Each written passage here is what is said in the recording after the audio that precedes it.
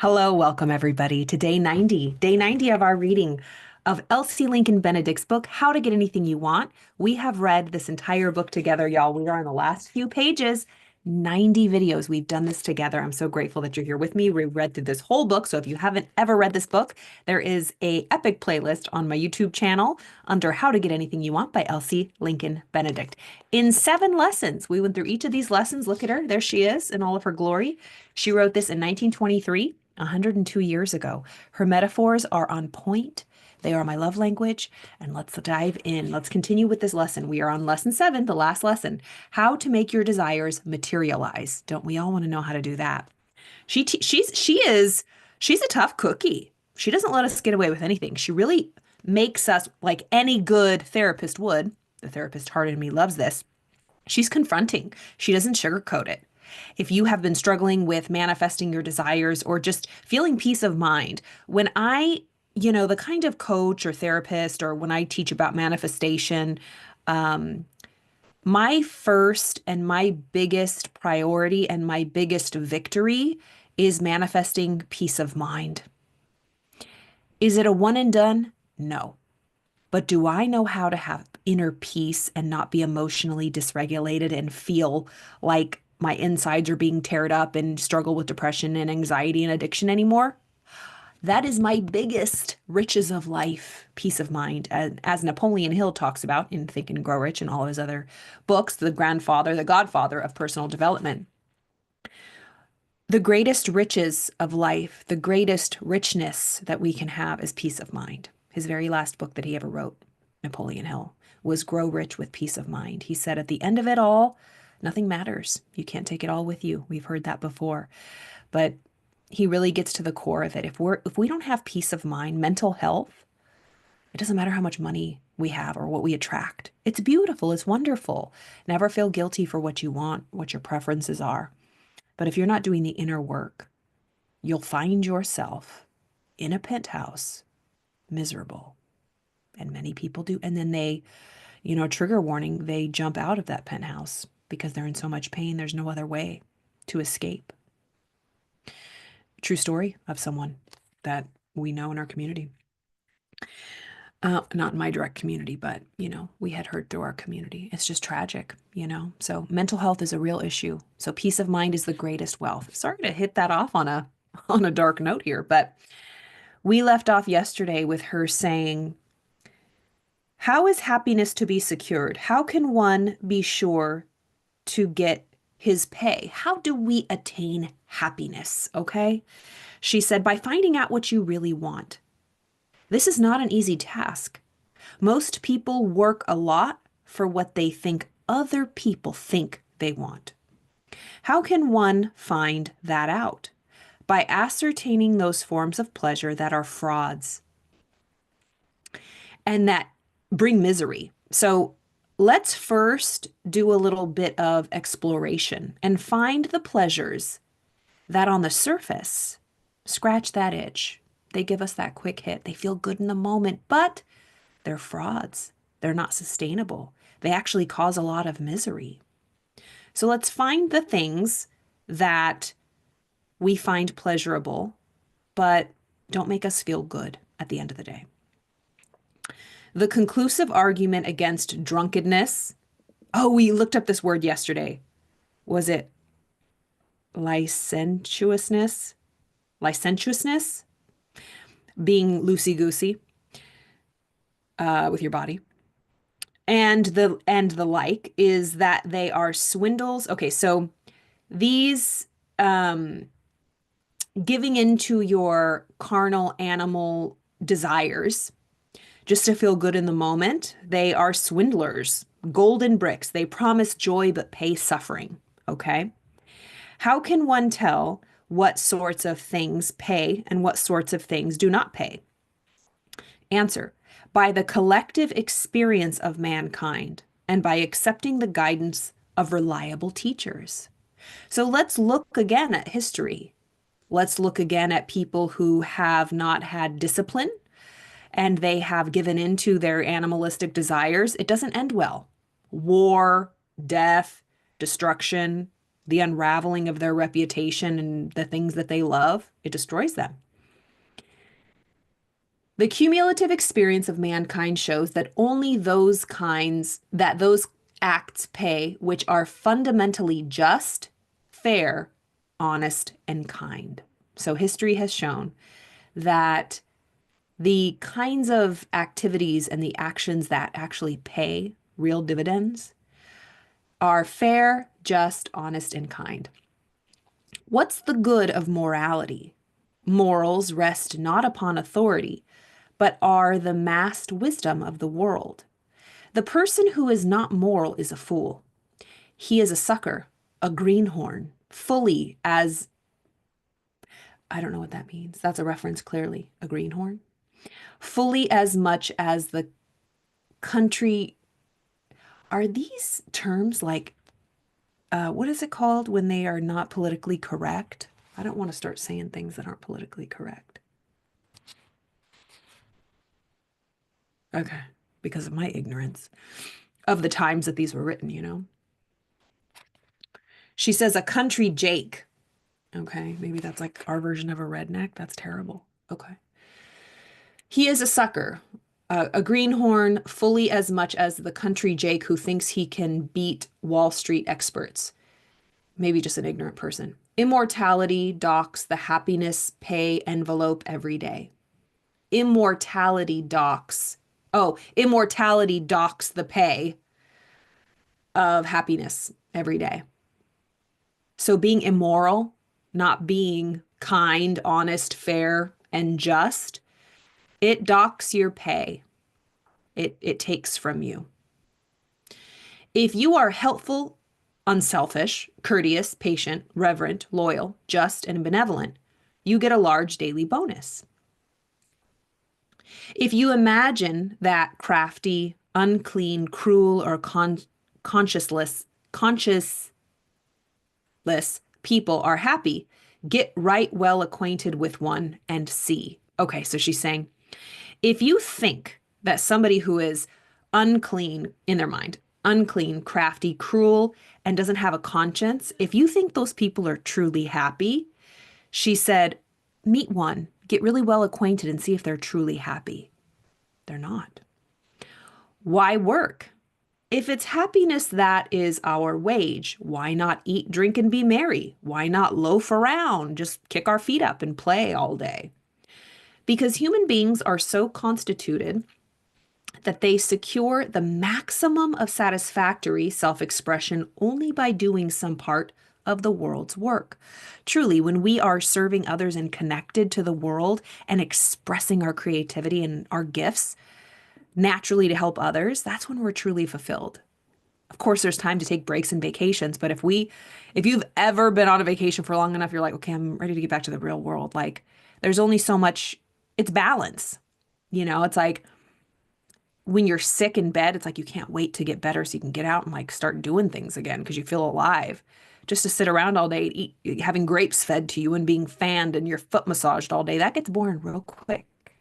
That gets boring really fast. Why study to improve the mind or to develop one's spiritual capacities? Why not go in for all the fun we can get each day? Because by increasing our mental and spiritual powers, we get the more permanent, the higher and rarer forms of happiness. We get gold and not copper. Ooh, that's a little nod to alchemy. When we can take something of a lower nature, as James Allen talks about, our base thoughts, low-level thoughts, ignoble thoughts, and we can alchemize them into higher level thoughts, turning a base metal into gold, like copper into gold, being the alchemist, turning something of a lower nature into something of a higher nature. So she's saying, you know, when people ask, why study and to improve the mind or develop one's spiritual capacities? Why don't we just have fun? Just have fun all day. Why do we have to study and like go within and, you know, do this spiritual development work? She says, because by increasing our mental and spiritual powers, we get the more permanent and higher and rarer forms of happiness. We get gold and not copper. You get what you put in, man, in all areas of life. What we call goodness, more than pays every day. It leaves something over, a deposit in the bank of happiness, which becomes a reserve fund from which we draw dividends. I love this metaphor of, energy truly is our currency. Think about every single day. Carolyn Mace talks about this, and I love her metaphor. Other people have talked about it. I learned it from her. How you wake up every day and think about your energy. Think of it in units, like coins. This is just an example, you get 100 units of energy to spend. You have $100 of energy to spend every day. Are you spending it or are you investing it? What is your ROI? Say, for example, you wake up and you stub your toe and you start thinking negative things, or you read a post that annoys you, or you got an email that didn't go your way. You're just invested in something. You allowed your emotional state, even if you're right, something is upsetting you. But are you allowing your emotions to get totally involved and let the horse and carriage drag you down to negative street? You are wasting, there's $20 already of your 100 units of energy. 20 units gone. Now you only have 80. Then you're in traffic and you experience somebody cutting you off. There goes, you curse them out in your mind. There goes 10 more units of energy. Now you only have 70, and then we just deplete ourselves using, spending, throwing our precious, precious units of energy to things we don't care for, that have no return on our investment. We're just wasting. We might as well just throw them in the trash can. And then at the end of the day, we feel like we got beaten up by a baseball bat and wonder why we feel that way. We truly are in control of how we respond, what we get emotionally involved with. Life will life. People will be ding dongs forever and ever. Amen. We just have to be at peace with that.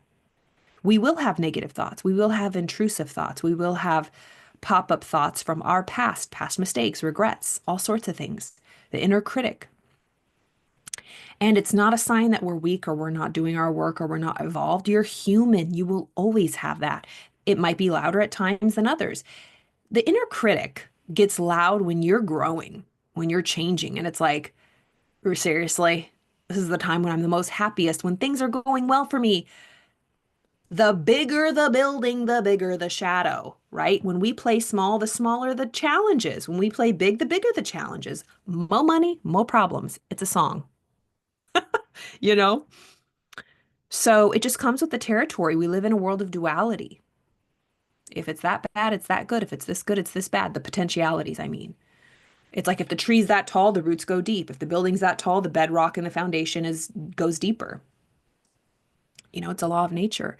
And we want things just to be all good. That's just not how it works in this universe. And it's not that it's unfair. It's just that's how it is. What are we focusing on?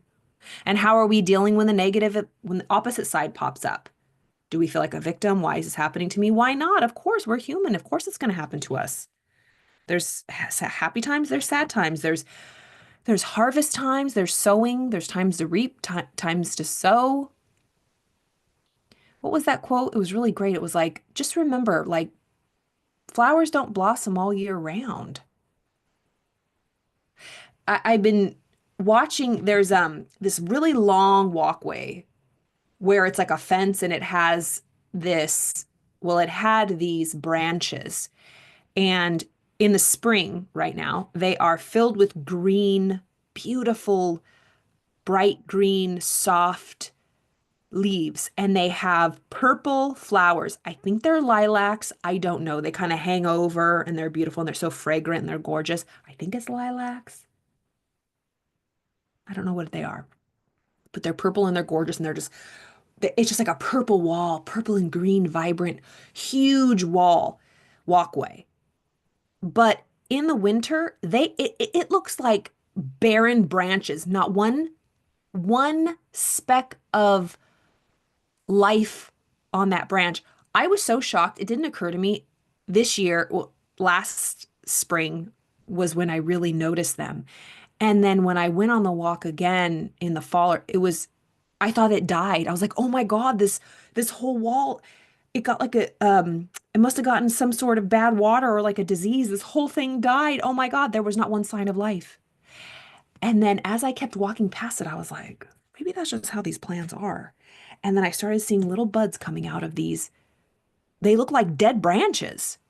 And now they are just full bloom. But anyways, I say all that to say I recorded each stage. There's like three different videos. I'm going to string them together and just, use that as a metaphor of that's how we are. Like we don't bloom all year round. We can look desolate and empty and dark and have no energy, but underneath in the roots is growing new life, right? Life, especially gardens, nature, really mimics what happens within us. And when we don't see the roots or the flowers blossoming, it doesn't mean that we don't have them in there. It's just, it's not the time to blossom right now. It's a time to go within and rest and, recalibrate or prune, right? Let's see, where did we leave off? Oh, so why study? Because we can be the alchemist and get gold instead of copper. What we call goodness more than pays every day. Oh, that's it. You deposit in the bank of happiness, which becomes a reserve fund from which we draw dividends. And those come in handy, on a rainy day within. You will thank yourself for investing in yourself. When I was about 11 years old, I belonged to a church in a little Western mining camp. Of the many experiences it engraved on my mind, none went deeper than one which occurred on a Wednesday night prayer meeting. A man who had unusually been silent before arose and said, "Never ask God for anything unless you really want it and are willing to pay for it." Never ask God for anything unless you really want it and are willing to pay for it. Before I go on with this, it reminds me of Raymond Hollywell in his book, Working with the Law, I believe. He said, never expect anything that you don't want. Don't be an expectation of something that you don't want, because whatever you expect, you're going to get. If you expect someone to be rude, they're going to be rude. If you expect service to be crappy, you're going to get crappy service. You're going to attract that. What do you expect? Don't ever expect anything that you don't want, and don't want anything that you don't expect. I always loved that line from that book. So don't ever expect anything that you don't want, because you're going to get it. And don't ever want anything that you don't expect. Why would you want something and not expect it? We do that all the time. We want this, we want that. Oh, that'll never happen. Like subconsciously, even. Like our subconscious mind or our self-image is like, yeah, right, sister, that'll never happen. You got to rewire. So don't ever expect anything you don't want, and don't want anything you don't expect. Okay. So she says she was at church Wednesday night. This man who never talks stood up and he said, never ask God for anything unless you really want it and are willing to pay for it. As some of you know, I had been out of work for several months against my will, as I told myself when I finally prayed earnestly for something to open up. It wasn't a week till I had a job offered me, and then I realized I hadn't wanted it at all. I really preferred letting the rest of the family earn the living, but God took me on my word. That is the gospel truth, exclaimed a little woman whose sharp tongue had got her the nickname Miss Pepper. I love that. A sharp tongue, a peppery tongue. Call me Miss Pepper. Yes, Miss Pepper. Okay. I asked God to make me more loving. Shortly afterwards, I was thrown with a lot of people. It was mighty hard to love, but I knew God had taken me at my word to teach me not to order things that wasn't in earnest. They say if you ask God for flowers, he will send you rain. And you're like, God, I asked for flowers. And he goes, yeah, here's some rain to grow those flowers. So when we are asking for something, we will get it. but it might not show up the way we think it will. We just have to have patience that it's working if we're earnestly asking for it and truly want it. Okay. I knew I didn't deserve any credit for loving pleasant, attractive, congenial people. I knew real love meant loving everybody, the uncongenial, unpleasant, and unattractive. Since since then, I do not bother God for anything unless I'm willing to take the bother of paying for it. So this woman was honest. She goes, you know what? I asked God to make me more loving, and he sent me a bunch of people. And she said, look, I know it's easy to love attractive, congenial, nice behaving people, but it ain't easy to love uncongenial, nasty people. But I asked to be more loving. And that is the price I had to pay for it. Like, it's if we ask to be, again, I've been using the examples of athletes. If we want to be the best hitter, baseball, if we want to get the best batting score, I want to be the greatest hitter of all time. What do you think we're going to have? What price do we pay? Hours of the batting cages, sore muscles, injuries, recovery. That's the price we pay. And that's okay if we don't want to pay it. But if we want that outcome, the thing we desire, the price has to be paid. But we can fall in love with that price. Again, remember, it doesn't have to be painful or sacrificial. It will probably be uncomfortable, but it's all perception. It's the way we think about it. All right. So I like that story. We'll end there. And then it looks like we'll read a little bit more, and then it goes into the law of materialization. Oh, and then how I overcame wrong attitudes from Marla Kirkwood of New Orleans. And let's see how I succeeded in sales. Oh, so a couple testimonies, a couple examples we're going to end with. There's 4 of these, 5 of these.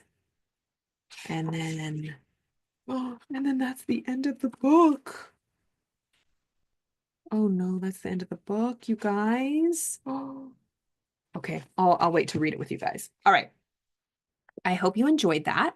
If you missed any of the previous readings, the epic playlist, all 89 other videos, so this is video number 90, is on the playlist under How to Get Anything You Want by Elsie Lincoln Benedict on my YouTube channel. All of the information is below in my description box of how to reach out, contact me, work with me, explore all of the offers that I have and the coaching that we offer at the Napoleon Hill Institute. A lot of exciting things are happening. So thank you for your love and support. Thank you for being here with me. Leave all the comments. I appreciate all of your engagement, and a lot of you are asking what books. I have a lot of books that I've read already, so be sure to check out my playlist. I'm not sure what we are going to do moving forward. There is a book on my mind. I have to be careful of what I read that's in the public domain. Obviously, I want to respect authors. I can't just read their books for free online because that's unethical and not fair. They get no compensation. So again, this book is in public domain. It's over 100 years old. Let's see what else. So there's a book that I do have in mind. And we can do series and such, but I'm in this for the long haul, y'all. April 15th. Happy tax day. I did my taxes. And I'm grateful. Have an attitude of gratitude. I am grateful that I can pay my taxes. I'm grateful that I earn money. I am grateful that I live where I live. I live in California. Our taxes are very high, and I'm grateful. It's a mindset. It is a mindset. It's an attitude of gratitude. So, how to get anything you want. We are on the last leg of this, so I'm excited. Love you all. I will see you, Manana.